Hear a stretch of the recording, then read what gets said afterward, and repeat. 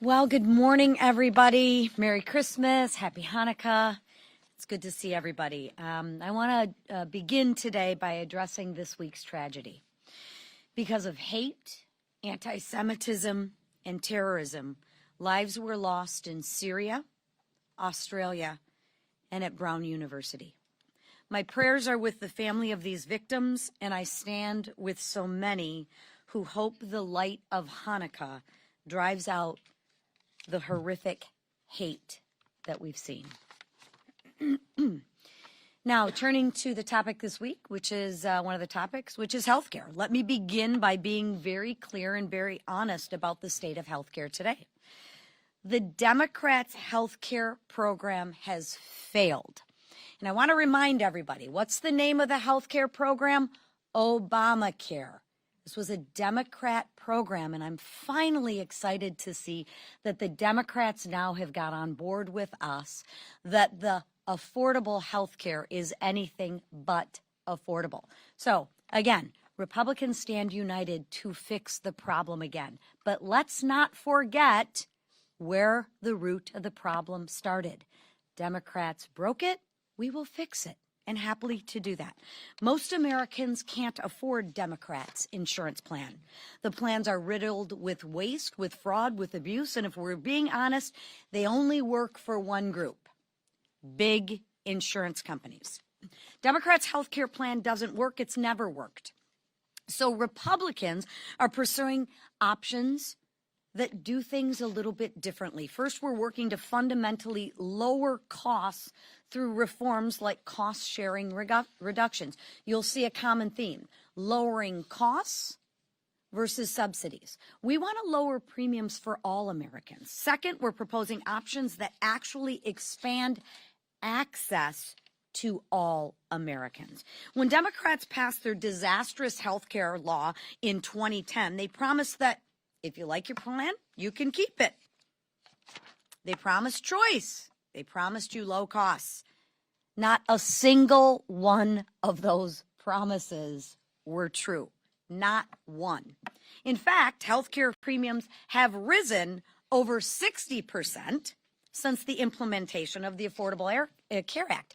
And I ask you this, profitability from the insurance companies are 600% greater since Obamacare.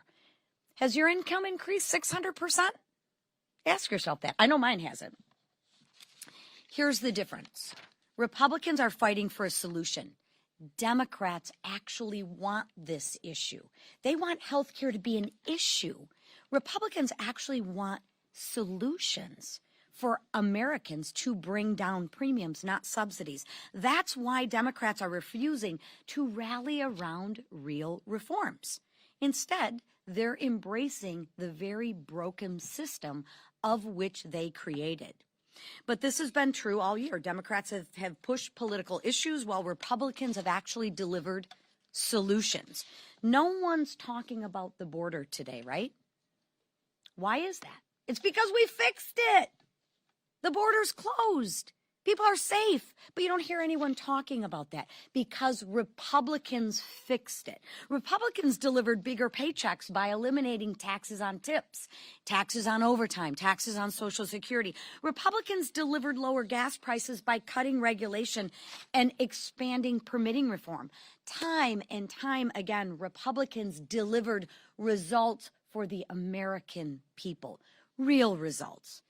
And we're just getting started. When we return in the new year, we're going to see a continued focus and push for lower costs and bigger paychecks because that's what the American people need from us. That's what they want from us. Now, with that, I'm going to turn it over to Representative Marionette Miller-Meeks, who is a veteran and a doctor who's actually been the leading voice here in the Republican healthcare solution. Marionette? Well, I thank Chairwoman McClain, but also Speaker Johnson, Leaders Scalise, Whip Emmer. It's an honor to stand with the House Republican leadership to talk about one of the biggest issues facing American families today, and that's the rising cost of health care. As Chairwoman McClain said, I'm an Army veteran, I was both a nurse and a physician, and I'm the only member of Congress to have served as the state director of a public health department. Not only is this issue important to me, I started my journey as a doctor because I was burned at 15 years old. So it was healthcare and the need for healthcare that drove what I do today. And I spent my career treating patients and fixing broken systems, solving problems, and I can tell you, thanks to the Democrats' failed policy, which they now admit, our healthcare system went from ill to the ICU. For 15 years, the Unaffordable Care Act, also known as Obamacare, has done the opposite of what it promised. President Obama promised to lower premiums by $2,500 and to bend the cost curve down. Has that happened? No, not in the past 15 years, and it won't happen if we just continue to pass subsidies on to profitable health insurance companies. It doesn't even include out-of-pocket cost. It's not sustainable, and it's not working. Republicans want to lower health care costs for everyone, not just a select few, and not just to continue to subsidize profitable insurance companies. Our plan, the Lower Health Care Premiums for All Americans Act, is the Republican solution to this crisis. It doesn't throw more taxpayer dollars at insurance companies. It puts patients and doctors in the driver's seat. Our bill lowers premiums by 11% by funding cost-sharing reductions the right way, not just through COVID-era bailouts that benefited only big insurers. That's up to $1,871 in savings for families each year and over $36 billion in taxpayer savings. We're delivering real PBM reform to stop middlemen from inflating drug prices. Even in my own state, my PBM transparency bill that passed in 2019 when I was a state senator, one of our counties recorded that they saved $80,000 last year through the transparency alone. We want to give small businesses the ability and the power to negotiate better deals. That alone will save taxpayers $2 billion, but most importantly, save small businesses. We're expanding association health plans by allowing small businesses and self-employed workers to team up to expand choices, which result in premiums going down by as much as 30%, even those small businesses that are in the exchanges. As we're strengthening choice arrangements so more small businesses can afford to offer coverage and more workers can choose a plan that fits their lives and their budgets. This is a plan for working Americans, not for profitable insurance companies. It's about lowering cost, increasing access, and restoring sanity to our healthcare system. Most importantly, it is a plan that lowers healthcare costs for everyone and puts patients and their doctors in the driver's seat. Thank you, and I look forward to getting this bill across the finish line and to the American people. Like our conference chair, I want to start by offering my condolences to the families of the victims of several tragic events over the weekend. The shooting at Brown University that took the lives of two promising young students. The vicious ISIS attack on our service members that claimed 3 American lives. And finally, the horrific anti-Semitic terrorist attack in Australia that killed 15 innocent people at a Hanukkah celebration. Our hearts are heavy as we grieve the evil that was put on display this past weekend, and we continue to pray for the full recovery of those injured and for the comfort of the families whose lives are now forever changed. Now, turning our attention to the House Republican agenda. This year, Republicans delivered one of the most consequential pieces of legislation in our lifetime. The Working Families Tax Cut Act, passed by the House Republicans and signed into law by President Trump, achieved historic America First victories, such as no tax on tips, no tax on overtime, tax relief for seniors, an increased child tax credit, and Trump savings accounts for newborn children. 2026 is gearing up to be the year of deeper pocketbooks and lower costs for the American people. Thanks to this landmark legislation, tax refunds could increase by $1,000 per taxpayer next year. That's more money in your pocket for you to invest, save, and grow. Waitresses, law enforcement officers, and parents will have more of their hard-earned dollars to put food on the table and to support their families. Not only did our bill deliver the largest tax cut for middle-class Americans, it also addressed rampant waste, fraud, and abuse in programs like Medicaid and SNAP. As we have all witnessed with the fraud scandals coming out of our state of Minnesota, these programs have long been ripe for fraud. But House Republicans and Donald Trump implemented common sense reforms to strengthen the system to benefit the people who need it the most, not fraudsters who sent millions to terrorists abroad. Which brings me to addressing the failure of my governor, Tim Walz. We anxiously await Tim Walz's response to House Oversight Committee Chairman Jamie Comer regarding what he knew about the $1 billion in fraud. Walz has had 7 years to address and stop the fraud. It wasn't until President Trump made this a national issue that Walz started to pretend that he cares about his constituents' tax dollars supporting a terrorist group in Somalia. Accountability is coming, Governor. Our dishonest, failed governor must and will answer for his complete incompetence. With that, I'll turn it over to our leader, Steve Scalise. Thank you, Webb. My prayers go out to all those killed in so many different horrible tragedies. I mean, here in America, Brown University, you look at our two Army soldiers that were killed, the anti-Semitic attacks on the other side of the globe. Just remind you, during this Christmas season, this Hanukkah season, it's a special time. It's a time we celebrate, but it's also a time where evil still lurks here and all around the globe. And we just pray for those who have been murdered, harmed, injured.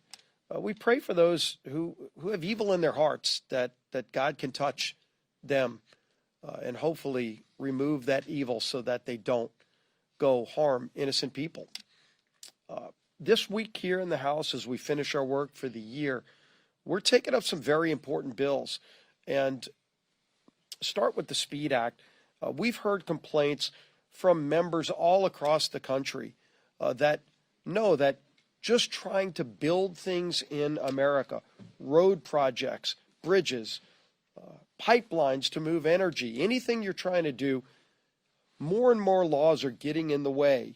NEPA is a heavily abused law that delays a lot of the projects that ought to be built. Bruce Westerman and his committee have done incredible work to bring a bipartisan bill that starts to address the abuses here in NEPA so that we can actually build things in America again. You know, you think about the cost savings that would come if it only takes 2 years instead of 10 years to build a major project. And we all know what's happening all across America, why so many projects are shelved in many cases or take so long to be built because of the abuses of some of these laws, like NEPA, Endangered Species Act, the Clean Water Act, Clean Air Act. All of these laws are being heavily abused. So this is a really important first step, getting the SPEED Act passed to get real, meaningful permitting reform. And then, of course, Dr. Miller Meeks talked about her bill, which is such an important step to lower costs in healthcare for all Americans, 100% of Americans. While Democrats only care about bailing out insurance companies and focusing on less than 10% of Americans that are in the Unaffordable Care Act, we're focused on lowering premiums for all Americans. And that's what you're going to see on the floor this week. You know, you think about association health plans, which have been proven to give people more options to lower costs. The Choice Act, which, well, everybody complains. They say, why when I watch TV commercials, I see this gecko lizard and I see the emu and I see all these other animals out there selling health, they're selling car insurance, they're selling homeowners insurance. Why aren't they selling health insurance? Well, that's because the laws at the federal level prohibit the ability for people to have choices to get people trying to offer them lower cost products for health insurance. Imagine if, for example, with Choice Act, where you can run through a health savings account, the ability where if you get your health insurance through your employer, if you're able to go find a better plan, if somebody could compete for your business and offer you a lower deductible plan, with lower co-payments for your families. Right now, you can't go buy that product. Well, we create those options with the bill that we're bringing to the floor tomorrow, the PBM reform that Dr. Miller Meeks talked about, where you can actually have lower prescription drug costs, again, for 100% of Americans. This is something that our three committees of jurisdiction have been working on for a long time. And yet, while Democrats only want to bail out insurance companies while premiums go up, we're focused on having lower premium options, lower cost options for 100% of Americans. So another busy week where we're going to be focusing on helping families that are struggling under the weight of all the damage that President Biden did. President Trump is working to lower costs. President Trump wants to see these bills on his desk. And we're going to work to deliver here in the House.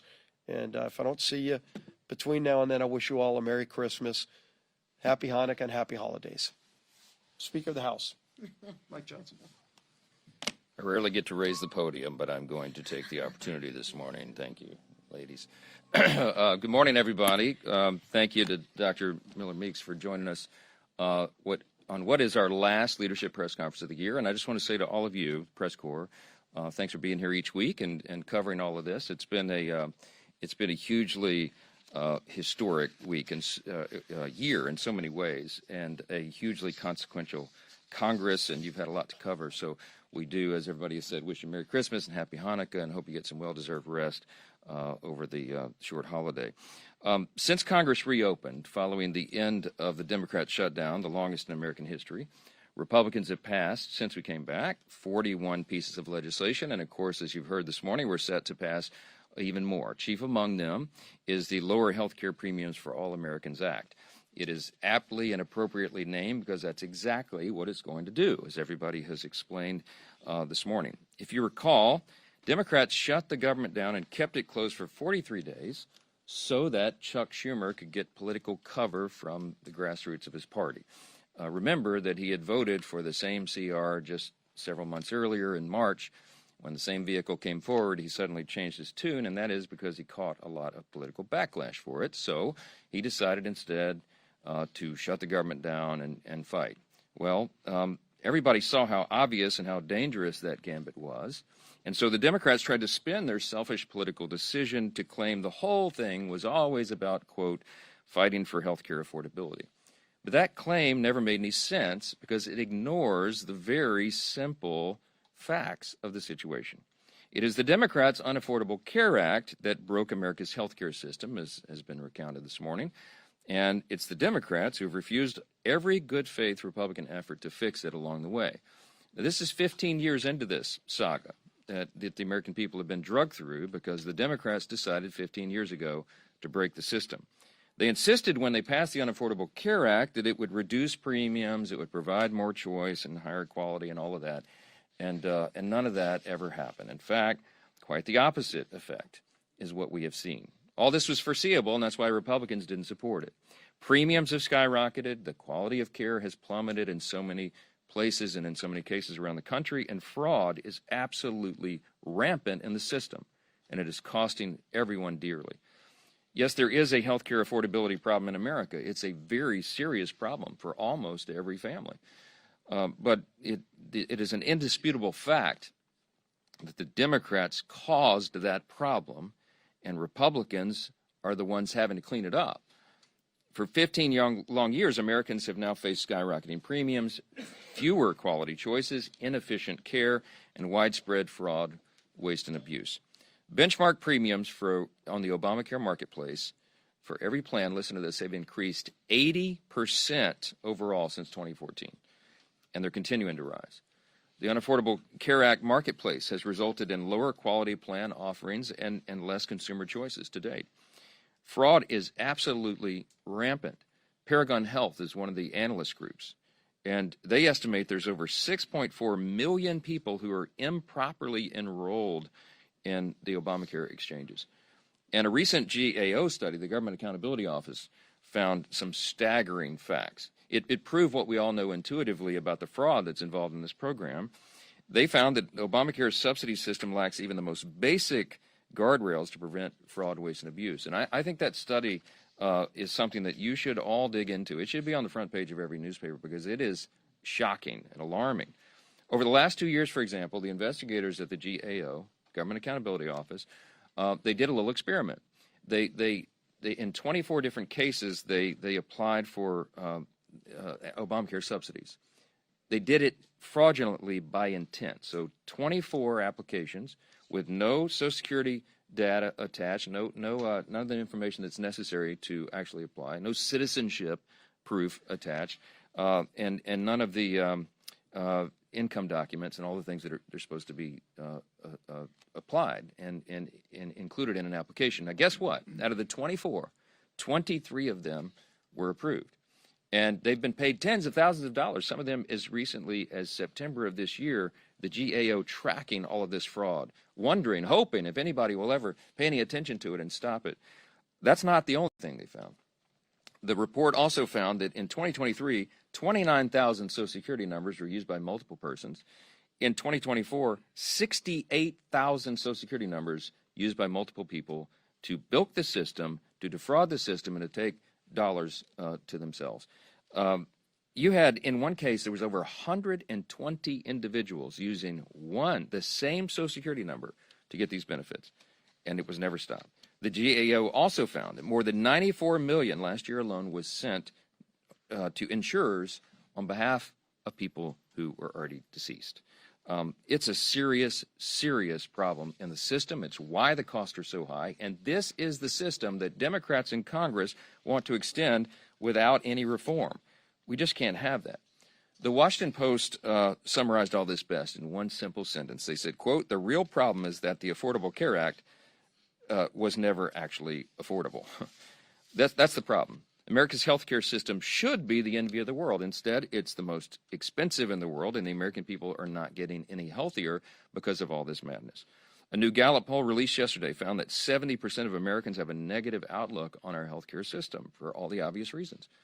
All Americans deserve a healthcare system that puts patients first, one that meets their needs with more access, more choice, and more affordable quality care. And House Republicans have offered legislation to begin fixing what is broken and to restore integrity to our nation's healthcare system. And it's so long overdue.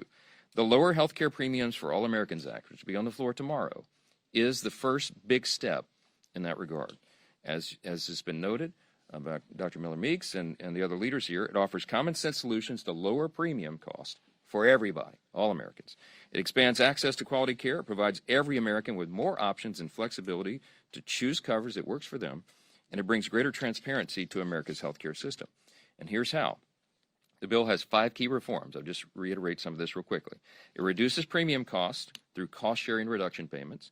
It brings pharmacy benefit manager transparency and removes the hidden cost of prescription drugs. It allows small business owners and independent workers to form association health plans. It provides more choice for employees to customize their health care plans, and it protects small businesses from costly regulatory overreach. According to the latest CBO projection, Republicans' cost-sharing reduction payments, just that provision alone, would reduce premiums by at least 11% and will save taxpayers tens of billions of dollars, about $30 billion. Contrast this with the Democrats' proposal. Now, what is their proposal? The Democrats' subsidy proposal would only lower premiums for a small subset of people. Now, think of this. Just 7% of Americans would benefit. When they passed the COVID-era enhanced subsidy, enhanced premium tax credit, okay, it would only affect, and only did affect, 7% of the American people. If it was extended today, if their gambit was done and without any reforms, and they expanded it for 3 years, which is what they tried to do in the Senate, and they failed last week, and what they would try to do in the House, if allowed, that would only reduce, for the 7% of Americans, it would only reduce their cost by 5.7%. Okay, this is not some solution to the problem. It's just adding more money. It's further subsidizing a broken system, and the subsidies go to insurance companies. They're not trying to solve the cost problem. They're trying to hide that, and it's not the way to fix it. It would also, by the way, cost taxpayers, if the subsidy was extended, would cost American taxpayers $350 billion over the next 10 years. Again, the proposal doesn't lower health care costs in any way. It only hides the true cost of the failed law. And I'll remind you, CSR payments are not a new idea. In fact, in 2017, the thing that we're going to put on the floor tomorrow, a big part of that, 196 House Democrats, many of them still in Congress, wrote a letter in support of that very idea. Exactly what the Republican bill this week will accomplish. Now, they won't tell you that this week. I'm certain they're all going to vote against it. Why? As was said here many times this morning, they do not want a solution. Democrats do not want a solution. They want an issue in the upcoming election. And they think that the media will go along with this and that people will buy it. That, oh, their heroic effort to extend this COVID-era subsidy that they themselves created and that they themselves put the expiration date on at the end of this year, they're going to try to convince you that that's all health care wrapped into that. Remember, it only affects 7% of Americans, and it would only reduce their costs by less than 6%. Democrats also had a chance to support our provision in the working families tax cut in the big, beautiful bill. But House Democrats voted against it, and the Senate Democrats stripped it out. That cost-sharing reduction reduced everybody's premiums by almost 12%, and the Democrats fought to take it out. This is something that we're going to do this week. The Lower Health Care Premiums for All Americans Act is going to accomplish exactly what the title says. If it becomes law, premiums will decrease, access will increase, and every American will have more options and flexibility to choose the coverage that works best for them. It's called the free market, and we're the ones that advance those ideas. More options and lower costs. That's what the American people demand and deserve, and it is only the Republican Party that is presenting any ideas to do that. The Democrats want to keep subsidizing a broken system. We're fighting for that, and we will. I'll just close with this. In 2025, as I said, was a marquee year, a landmark year. I want to remind you all there's something noticeably absent from our end-of-year duties here. Normally, or at least in the past before I became Speaker, we would all be here with so much angst and drama and everything about the dreaded end-of-year Christmas omnibus spending package. You have not been able to write about that for now the third year because we broke the fever. We both broke the Christmas omnibus fever, and we're getting back to stewardship and regular order, and we're very proud of that. The third consecutive year, we've avoided that terrible congressional Christmas tradition, and we're getting everything working here again. Fixing the appropriations process has been a goal for me and this leadership team. It's been a goal for Chairman Cole at Appropriations and his leadership team, and we're well on the way to rebuilding that muscle memory. House Republicans have shown up every day and delivered real results for the American people, and we're going to continue to do so. We are excited about the years ahead. We look back now on what we've done all this year. We obviously passed the Working Families Tax Cut, the big, beautiful bill, the most significant piece of legislation that Congress has considered in my lifetime. Stephen Miller's had a quote that summarized it pretty well. He said, quote, "Each and every one of the individual titles in that bill will be considered one of the greatest achievements in the history of the conservative movement." They are conservative policies, but they benefit every American, and everyone will be seeing and feeling the effects of that in the first and second quarter of next year when all that becomes implemented. Here's, by way of reminder, real quick, legislation included the largest tax cut in American history, permanent extension of the reduced estate tax, Medicaid program reforms, expansion of SNAP work requirements, increased border enforcement and funding, no tax on tips, no tax on overtime, increased standard deduction for seniors, tax-free savings accounts for every child born in America, business tax provisions to incentivize investment and innovation and broaden the pathway out of poverty for more people.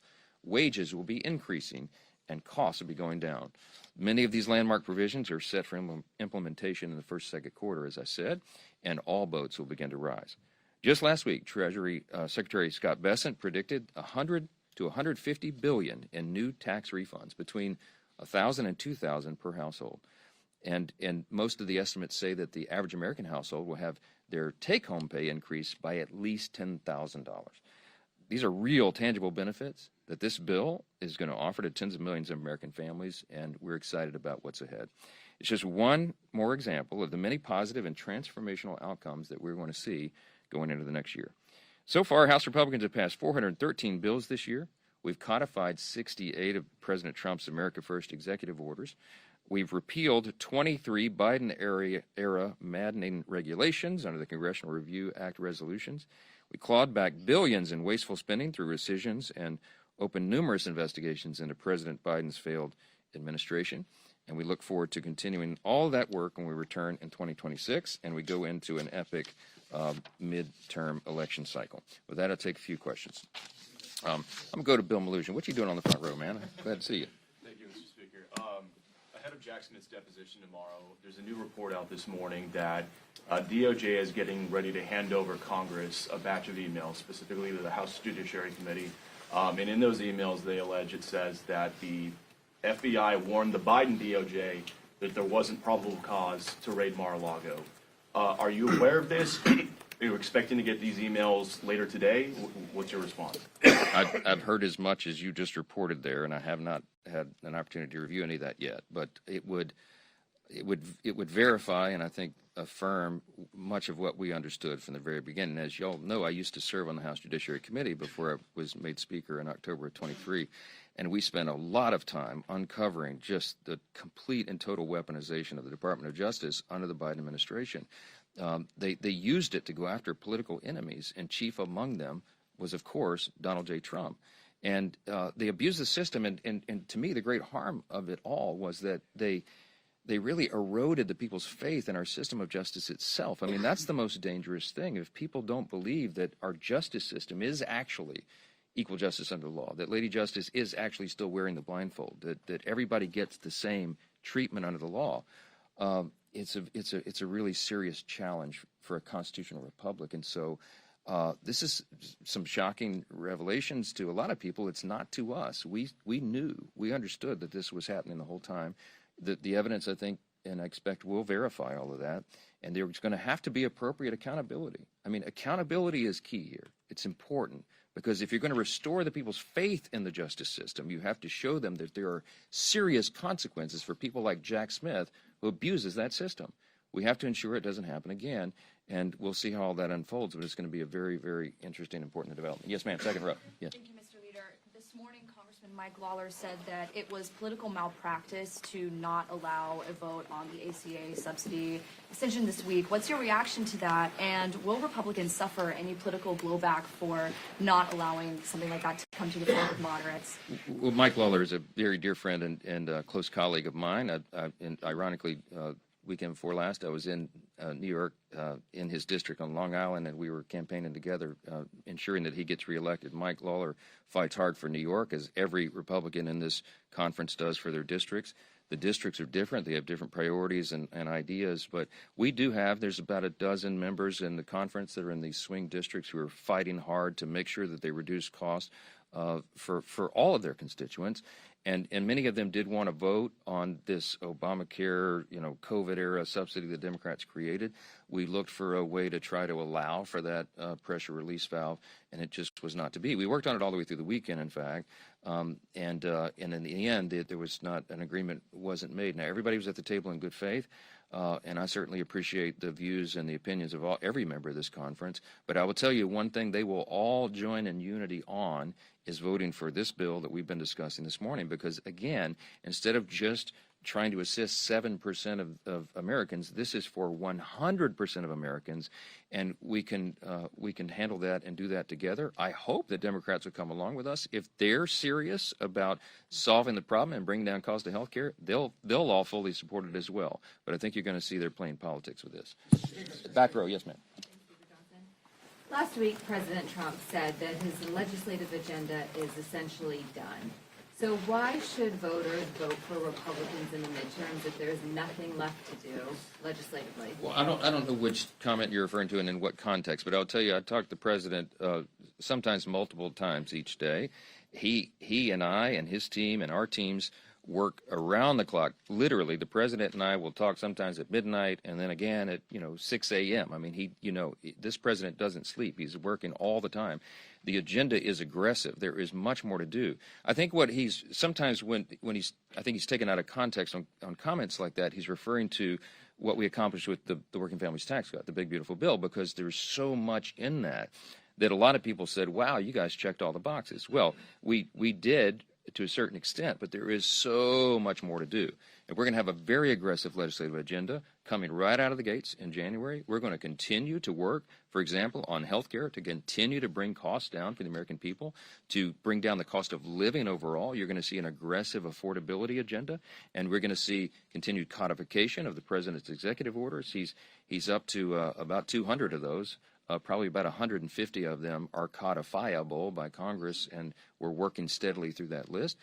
You're going to see us delivering for the American people while the effects of that giant piece of legislation that we did on July 4th, got signed on July 4th, comes into implementation. So much more yet to do. And the president and I talk about that almost every day, and he's excited about it, and I am. Yes, sir. Front row. So there's a lot of Republicans who would still like to see health savings accounts set up as an alternative to the premium tax credit. I'm curious, why is that not in this bill? Is that something that's still on the table? Very much on the table. The president likes the policy as well. I see my doctor colleagues here. Yeah, Dr. Miller Meeks is nodding in agreement. The Docs Caucus Doctors Caucus in the Republican conference works on these things, and I think we could get broad consensus on that. What we anticipate going into the first quarter of next year is possibly in a reconciliation package or in regular order as standalone, ideas just like this. We have a long list of things that we know will reduce premiums, increase access and quality of care. And again, we're the only party that's going to be bringing that forward. The Democrats have zero ideas, zero concepts, and zero legislative plans on anything they'll propose other than just subsidizing the broken system. So there's going to be a stark contrast between the two parties. That'll be a big part of it, and I think you'll see a lot of that discussion going forward. Yes, ma'am. Last one here. Follow up on that. We're at the end of the year here. People have already enrolled in their health care plans. You guys were out for 2 months during the shutdown. Why has it taken until the end of the year to start addressing, putting to the floor these health care bills? And what is your message to those who are going to see their premiums rise next year anyway, because it seems unlikely that Congress is not going to be able to get something together by then? The health care bill on the floor tomorrow is right on time. There's always a good time to reduce premiums for health care. And remember, the Republican Party, since the Unaffordable Care Act became law 15 years ago, we have been working steadily, producing ideas, trying to address this. We tried to repeal and replace it, as you all know, in our ultimately failed attempt back in the first Trump administration at the end of 2017. The famous John McCain comes down, tanked the effort.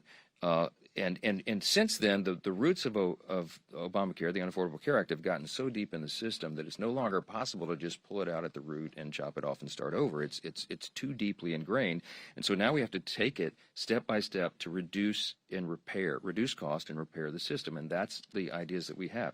You're talking about the longest shutdown in U.S. history. The Democrats did that, and that's how it'd come out, and they did it for political purposes.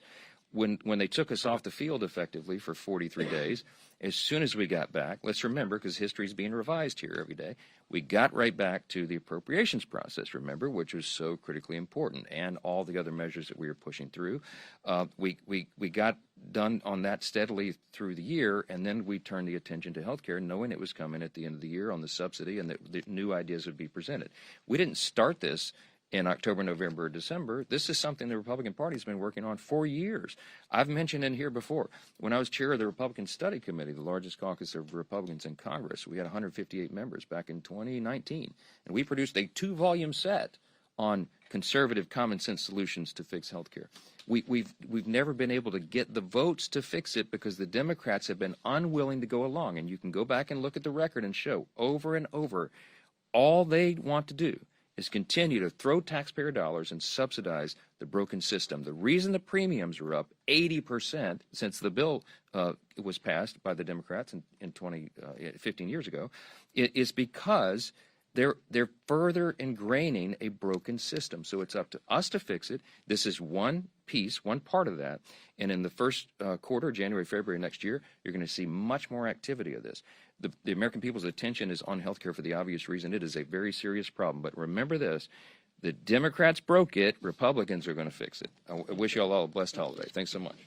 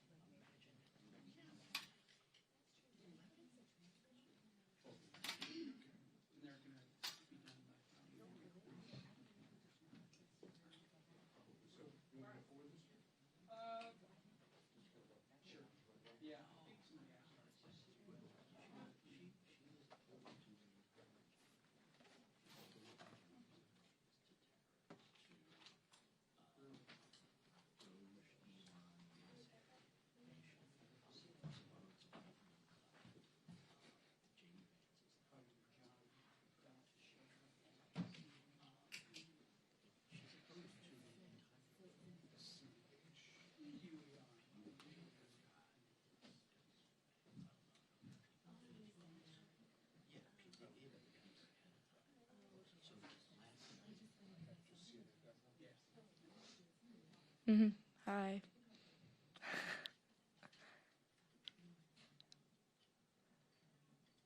Hi. Okay.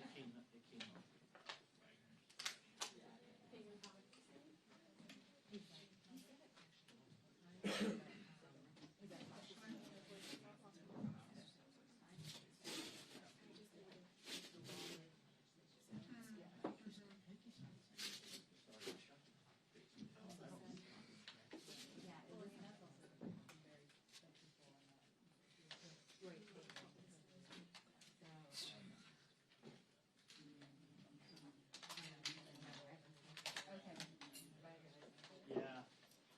It's the morning where you need a Vanity Fair subscription, sort of like the Ryan Williams. I already have one. Oh. I'm a faithful Vanity Oh, I'm done with them. I broke up with them by the end of like part 3. I was gonna say, after part 2, I was like, Yeah. I think I've seen enough. Yeah.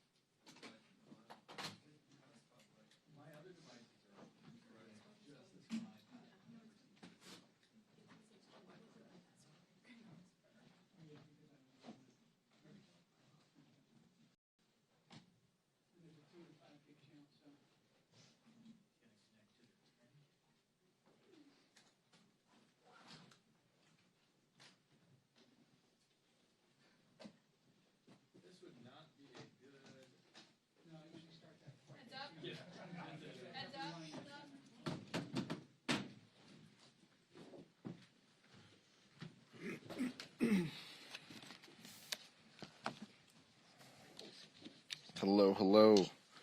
Hello, everyone. I'm honored to be here with Vice Chair Ted Lieu and the DCCC Chair Susan Delbene after our meeting across the street this morning with our colleagues.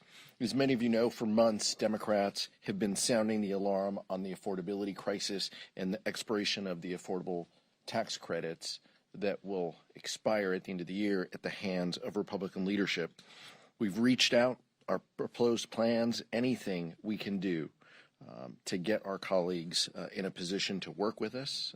We will meet with them anywhere, anytime, any place, if they come in good faith to work to extend these tax credits. But rather than accept the olive branch, Republicans have turned their backs on Congress and the American people across this country. Instead of doing what they know is right by their constituents, and oftentimes what their own members are telling them, they are going to choose to kowtow to Donald Trump and the most extreme members of their own party. Remember, Donald Trump promised to lower costs on day one. Hardworking families have been pleading for Republicans to do just that and to keep his promise. But instead of offering real solutions and working with us to achieve lower costs, congressional Republicans are putting on a show this week. Their bill, which may not even have the support of their entire conference, will not extend the Affordable Care Act tax credits and will not lower costs that families face.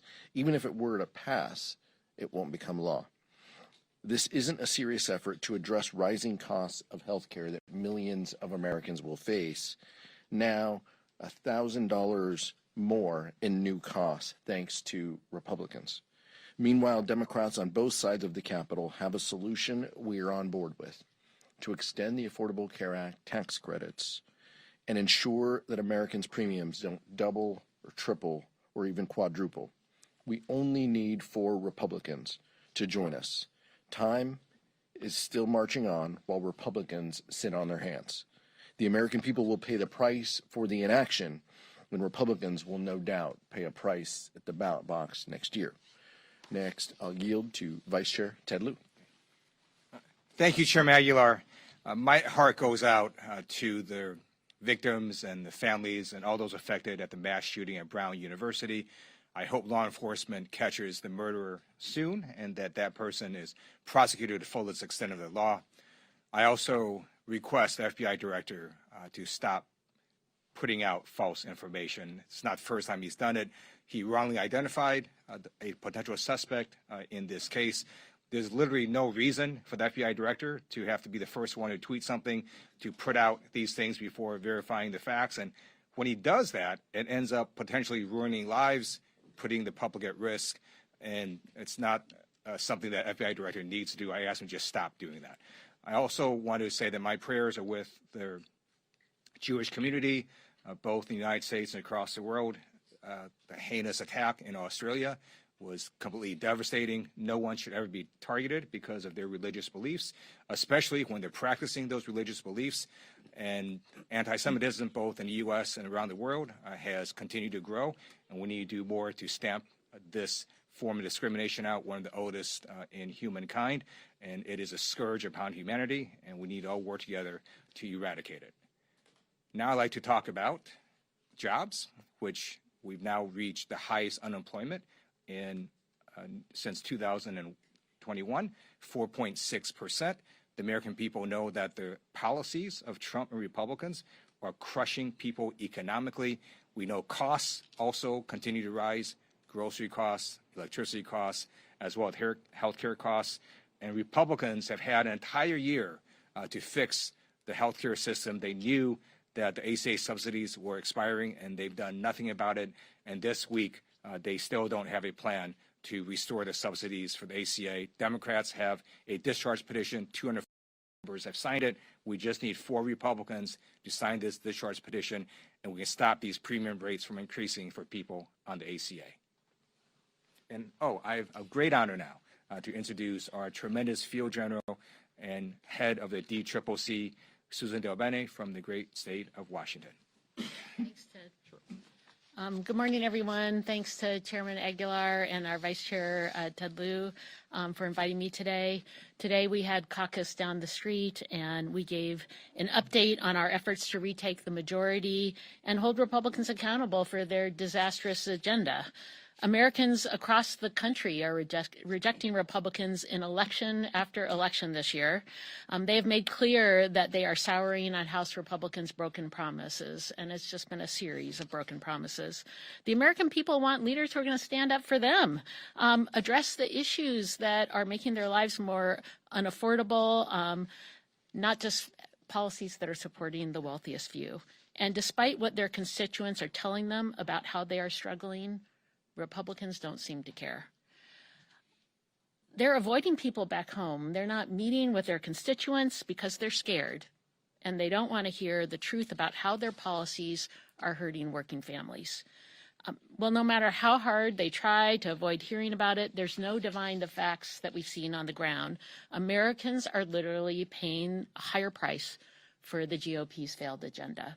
Working families are being squeezed by rising grocery costs from tariffs. We're seeing monthly utility bills jump higher. Healthcare costs are going up, and premiums are poised to skyrocket for millions of people next year. The so-called health package that they're putting on the floor this week will do nothing to address the Republican healthcare crisis that they've created. Premiums will go up. Millions will be priced out of their coverage, and those who can still afford it will get less while paying more. Republicans are ignoring the pain we're seeing across the country for everyday Americans, and make no mistake, it is going to cost them the majority. House Republicans and Donald Trump know they can't win on the issues, so they've turned to rigging the midterms instead in their desperate attempt to stay in power. But this cynical gambit by them isn't working either, and the American people hate what Republicans are trying to do. From California to Missouri, just last week in Indiana, people are fighting back against the Republican scheme to rig the midterm elections. And on issue after issue, we are seeing the American people sour on Republicans, rejecting their price hike policies and showing that they are ready for change, for people who will stand up for them. House Democrats are fighting every day to win back the majority across the country. It's why we expanded our map of offensive opportunities last week. We are absolutely on the offense, and we expect to continue to look at opportunities to win races across the country. So simply put, we have incredible candidates. We are with the American people, have a strong message. Public sentiment is on our side, and next year we will take back the majority in the House. Thank you. I'll turn it back to the chairman. Questions? Nick? If you guys don't get a deal on healthcare by the time open enrollment closes, do you think the open enrollment deadline should be extended? Is there a narrower compromise to be found there? Well, these are all items that we can legislate, right? We can write into legislation that we are going to reopen enrollment. That's what we would seek to accomplish with any legislative vehicle done at this point. We want to provide relief to the rising costs that these premium increases will mean to the American people. Many people haven't signed up for their health care because of those skyrocketing costs. So we want to give them an opportunity to join again. We want to make it clear for them that these costs shouldn't go up. We want to make it clear for them that $1,000 increases, are not what we should be doing. And so that's our focus and our goal, and we're prepared to meet with the Republicans, talk with them in good faith if this is genuinely what they want to accomplish. Michael?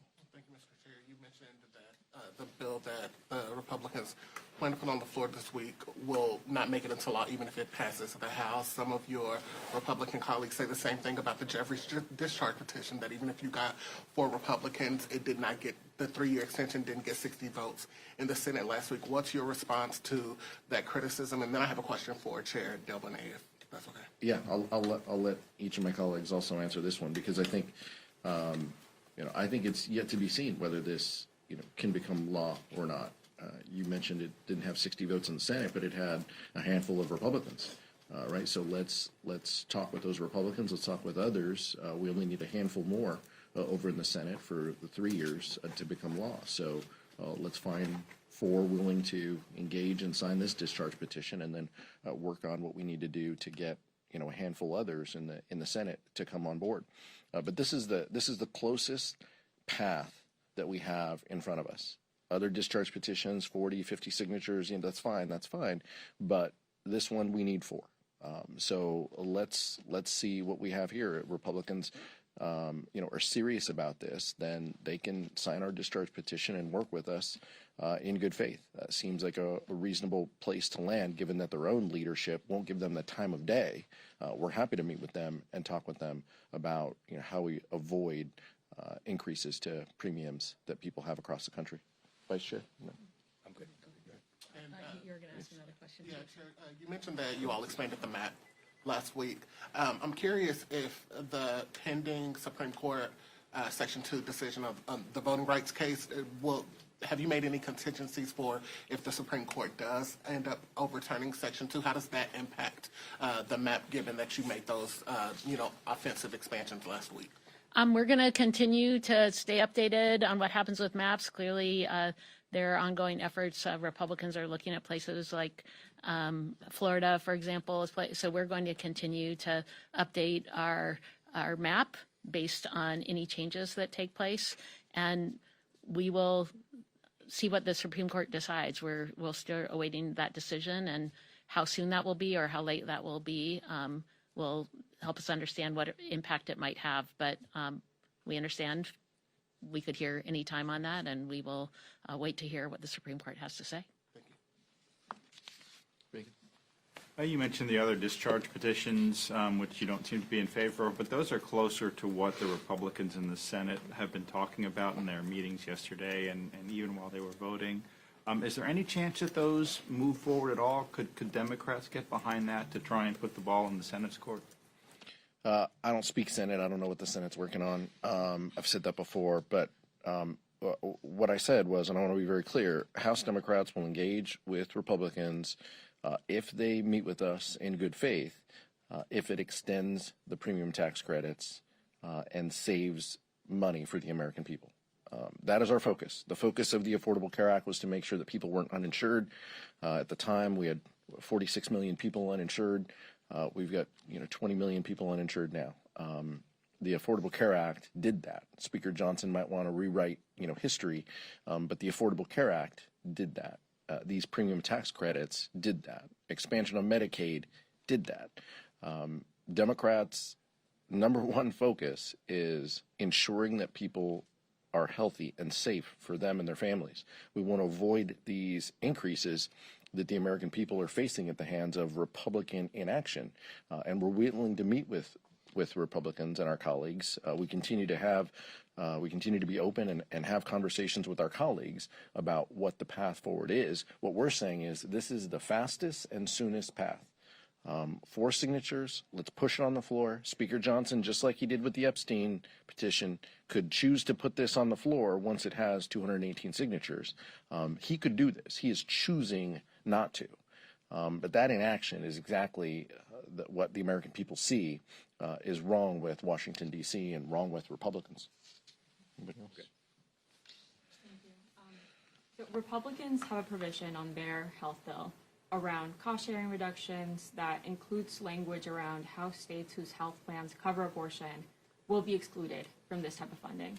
13 states currently require insurance, including the ACA, to cover abortion. California, Washington are 2 of those. Can y'all respond to how Republicans' bill could potentially make it so that 13 states don't have that type of funding, which is used to lower premiums? Yeah, this just continues to be, and all of these, policies are. This is like the greatest hits of Republican healthcare solutions from like 2007, right? These are all old recycled policies that never became law. The provision that you're talking about specifically, and Chair Del Bene can talk to this from the Ways and Means perspective, is meant to be punitive to blue states who believe that women should have health care coverage and that those decisions should be between a woman and her doctor on what that coverage looks like. That is our core belief, and that is our focus. Republicans seem hell-bent on wanting to continue to assault that provision and ensure that politicians make choices about women's health care rather than doctors and women. And so that's unfortunate. But it isn't surprising. And like I said, these are all recycled provisions that haven't become law, that have been pushed back against, even by Republicans in the past. And so this is a collection of pieces that Speaker Johnson feels will unite his party and his caucus and his conference. And we'll see if that's the case. They turn their back on moderates engaging in proposals that would provide, health care and lower these premium tax, lowering these premiums that people pay. We'll see what else. But generally, Republicans just take it. They'll just continue to vote, yes, because Donald Trump and Speaker Johnson tell them to. What else? No, I mean, I agree. I think that we've seen attacks from this administration on healthcare across the board, on doctors' ability to help do what they think is best for patients to make decisions. So not surprising that Republicans continue down this path. But, we're going to stand up for healthcare for folks all across the country. They have created a healthcare crisis and raising costs for everyone. And the American people are seeing that, and they're going to continue to stand up and reject the policies Republicans are putting in place, because it's affordability, but it's also making sure that they can make their own healthcare decisions with their doctor. As it stands, Democrat leadership is not backing either of the bipartisan discharge petitions. And with that, are you prepared for possibly a fully Republican bill or no solution to happen at the end of the year? We'll see. Republicans have made that choice that they don't want to extend the premium tax credits. They made that choice in the big ugly law. They've made that choice during the shutdown. They made that choice each and every legislative day that we've had.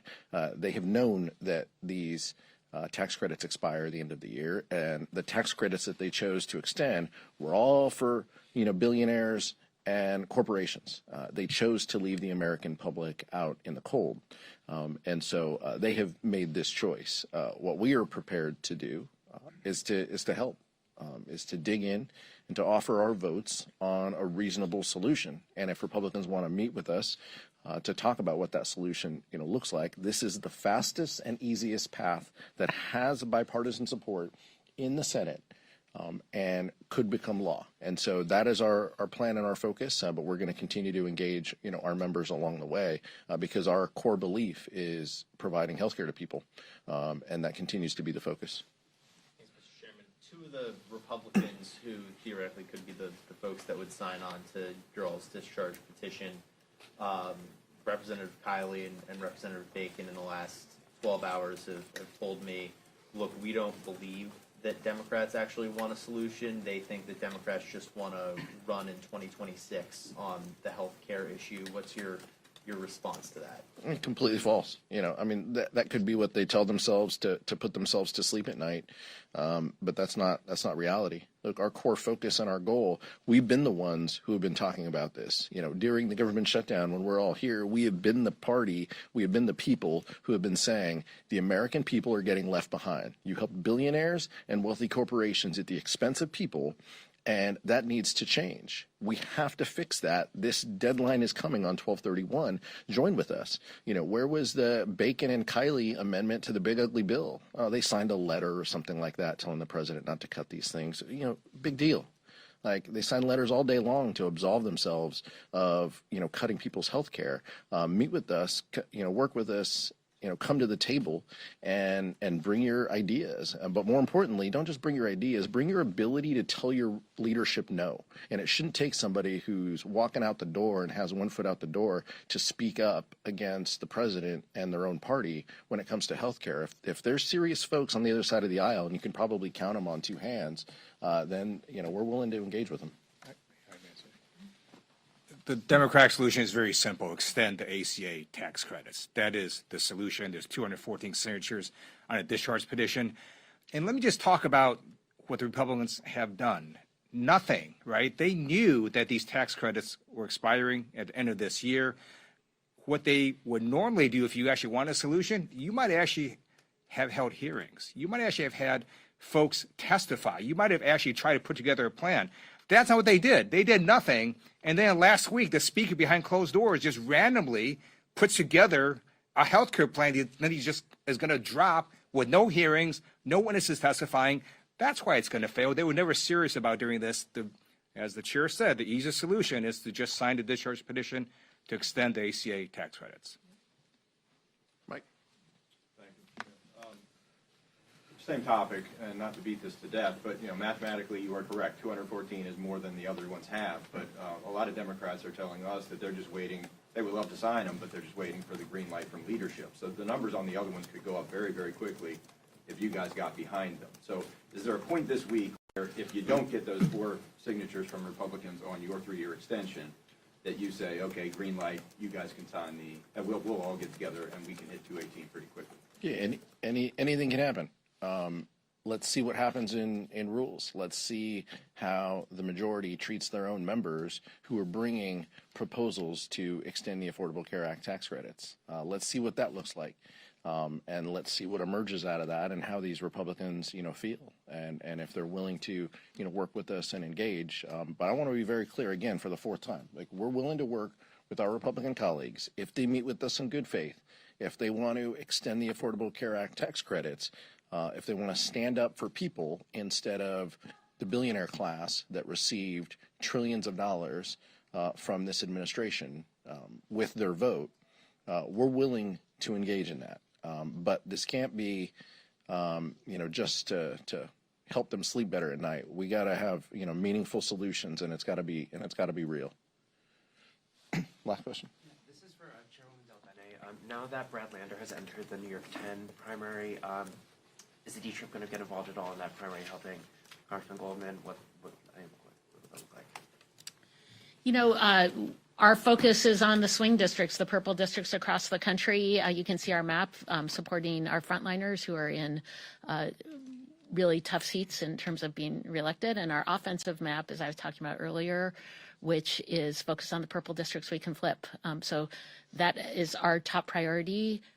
We are going to continue to focus on making sure that we take back the majority. That's our goal. But we have, from the Democratic caucus broadly, we have folks across our caucus who will be supporting our colleagues to make sure that they have strong elections too. Our focus, the D-Trip in particular, is on the purple districts. The DCCC's focus is 218, and in 46 weeks, whatever it is, Susan Del Bene will be here with Speaker-elect Hakeem Jeffries, Speaker-designee Hakeem Jeffries, and we're happy to talk about that races. And my expectation at that point is that Daniel Goldman is a member of the caucus and voting for Hakeem Jeffries. Candidates face primaries, members face primaries. That's the nature of the political system that we're in. We're big D Democrats, and oftentimes that happens. Many of us got here by surviving primaries and having a competition. So we're excited about the year ahead. We're thankful for all of you and the work that you do each and every day in representing and in communicating to our communities and across this country. We wish you all the best this holiday season and look forward to seeing you next year in the election year. Thank you so much.